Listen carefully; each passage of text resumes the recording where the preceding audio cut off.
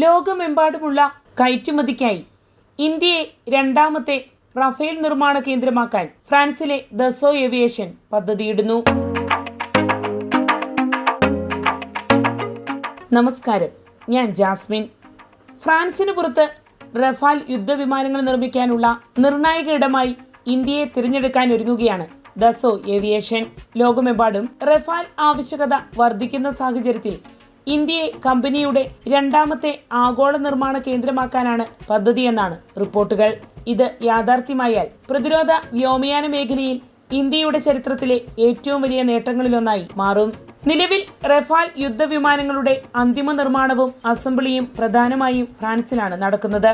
എന്നാൽ ഇന്ത്യയിൽ പുതിയ നിർമ്മാണ ശൃംഖല ആരംഭിച്ചാൽ ആഭ്യന്തര ആവശ്യങ്ങൾ നിറവേറ്റുന്നതിനൊപ്പം മറ്റു രാജ്യങ്ങളിലേക്കുള്ള കയറ്റുമതിക്കും ഇന്ത്യയിൽ നിർമ്മിക്കുന്ന റഫാൽ വിമാനങ്ങൾ ഉപയോഗിക്കാനാണ് ദസോയുടെ ലക്ഷ്യം. ഇത് ഇന്ത്യയെ ഉപഭോക്തൃ രാജ്യം എന്ന നിലയിൽ നിന്ന് ലോക പ്രതിരോധ വ്യവസായത്തിലെ നിർണായക നിർമ്മാണ കേന്ദ്രമാക്കി ഉയർത്താൻ സഹായിക്കുമെന്നാണ് വിലയിരുത്തൽ. ഇതിനായുള്ള അടിത്തറ ഇതിനോടകം തന്നെ ഒരുക്കി കഴിഞ്ഞിട്ടുണ്ട്. 2025 ദസോ ഏവിയേഷനും ടാറ്റ അഡ്വാൻസ്ഡ് സിസ്റ്റംസും തമ്മിൽ 4 നിർമ്മാണ കൈമാറ്റ കരാറുകൾ ഒപ്പുവെച്ചിരുന്നു. ഇതിന്റെ ഭാഗമായി റഫാൽ യുദ്ധവിമാനത്തിന്റെ ഫ്യൂസലാജ്, അതായത് വിമാനത്തിന്റെ പ്രധാന ബോഡി ഭാഗം ഇന്ത്യയിൽ നിർമ്മിക്കും. ഹൈദരാബാദിലെ ടാറ്റയുടെ നിർമ്മാണ കേന്ദ്രത്തിലാണ് ഈ പ്രവർത്തനങ്ങൾ നടക്കുക. ഇത് ഫ്രാൻസിന് പുറത്തുള്ള ആദ്യ റഫാൽ ഫ്യൂസലേജ് നിർമ്മാണ കേന്ദ്രം കൂടിയാണ്. റഫാൽ നിർമ്മാണത്തിന്റെ വലിയൊരു ഭാഗം ഇന്ത്യയിലേക്ക് മാറുന്നത് വൻ തൊഴിലവസരങ്ങൾ സൃഷ്ടിക്കും. ആയിരക്കണക്കിന് നേരിട്ടുള്ള തൊഴിലവസരങ്ങളും ചെറുകിട ഇടത്തരം കമ്പനികൾ ഉൾപ്പെടുന്ന വിതരണ ശൃംഖലയുടെ വളർച്ചയ്ക്കും അത് വഴിയൊരുക്കും.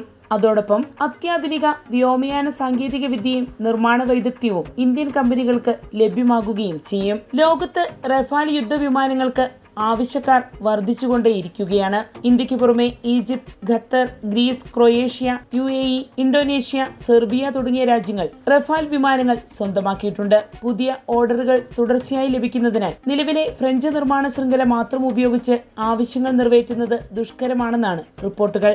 ഈ സാഹചര്യത്തിലാണ് ഇന്ത്യയിൽ രണ്ടാമത്തെ നിർമ്മാണ കേന്ദ്രം സ്ഥാപിക്കാനുള്ള പദ്ധതി കൂടുതൽ പ്രാധാന്യം നേടുന്നത്. Make in India, Atmanirbhar Bharat പദ്ധതികൾക്കും ഈ നീക്കം വലിയ കരുത്താകും. പ്രതിരോധ ഉപകരണങ്ങളുടെ ഇറക്കുമതിയെ ആശ്രയിക്കുന്നത് കുറയ്ക്കുകയും ഇന്ത്യയെ ആഗോള പ്രതിരോധ ഉൽപാദന കയറ്റുമതി കേന്ദ്രമാക്കുകയും ചെയ്യുക എന്ന ലക്ഷ്യത്തിലേക്കുള്ള സുപ്രധാന ചുവടുവയ്പായാണ് ഈ പദ്ധതിയെ പ്രതിരോധ വിദഗ്ധർ നോക്കിക്കാണുന്നത്. ഭാവിയിൽ ഇന്ത്യൻ വ്യോമസേനയ്ക്കായി കൂടുതൽ റഫാൽ വിമാനങ്ങൾ ഇന്ത്യയിൽ തന്നെ നിർമ്മിക്കാനുള്ള സാഹചര്യം രൂപപ്പെടാനും സാധ്യതയുണ്ട്. ലോകത്തിന്റെ വിവിധ ഭാഗങ്ങളിലേക്ക് ഇന്ത്യയിൽ നിന്നുള്ള റഫാൽ കയറ്റുമതി യാഥാർത്ഥ്യമായാൽ രാജ്യത്തിന്റെ പ്രതിരോധ വ്യവസായ ചരിത്രത്തിൽ അത് പുതു അധ്യായം കുറിക്കും. എന്തായാലും ഇന്ത്യയെ റഫാലിന്റെ രണ്ടാമത്തെ ആഗോള നിർമ്മാണ കേന്ദ്രമാക്കുന്ന പദ്ധതി സംബന്ധിച്ച അന്തിമ തീരുമാനങ്ങളും ഉൽപാദന വ്യാപ്തിയും ഭാവിയിലെ ഓർഡറുകളും ബന്ധപ്പെട്ട കരാറുകളും പൂർത്തിയാകുന്നതിനെ ആശ്രയിച്ചായിരിക്കും ദസോ ഏവിയേഷൻ നടപ്പാക്കുക. നിലവിലെ റിപ്പോർട്ടുകൾ പ്രകാരം ഇന്ത്യയുടെ പങ്ക് വേഗത്തിൽ വിപുലപ്പെടുന്നതിന്റെ സൂചനകൾ തന്നെയാണ് പുറത്തുവരുന്നത്.